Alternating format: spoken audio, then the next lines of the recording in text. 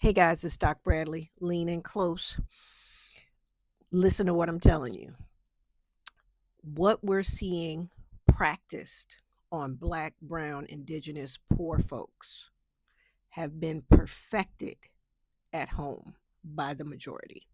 Those in power utilize those same tactics that they have inflicted upon themselves, their family members, their spouses in a home environment, religious environment, in terms of domestic violence, child exploitation, stripping their fellow citizens of education and resources critical regarding healthcare, regarding unions, regarding workplace protections, all of these things that they have been attacking our communities with, not just currently, but for generations. They started those practices in their hometowns, in rural areas, in Appalachia, in the rural parts of Illinois, New York, Pennsylvania, Michigan.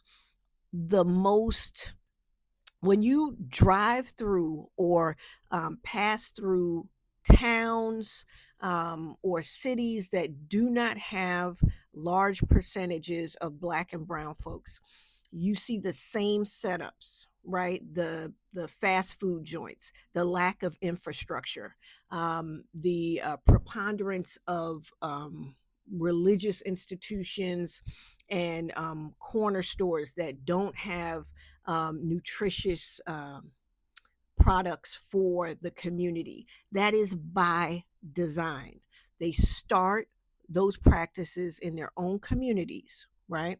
Same thing goes with in their home structures, with abuse, with exploitation of their spouses during divorce or separation, with neglect of their own children, and then they direct those same practices on us. So when I was in training or when I was employed in areas that were just primarily of the majority, once I was removed from the circumstance, they still practice those same um, uh, conflicts and attempts at destruction of careers, etc. They just turn those type of behaviors on one another. So it is incumbent upon the majority to really address those principles and practices that they have at the core of their communities, of their culture: